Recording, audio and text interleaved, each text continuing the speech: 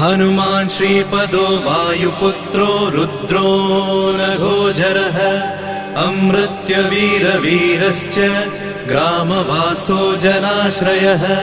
धनदो निर्गुणः शूरो वीरो निधिपतिर्मुनिः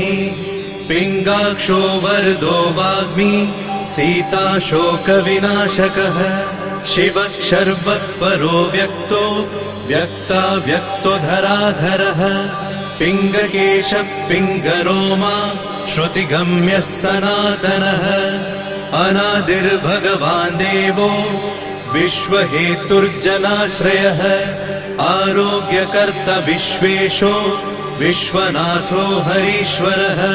भर्गो रामो रामभक्तः कल्याणप्रकृतिस्थिरः विश्वम्भरो विश्वमूर्तिर्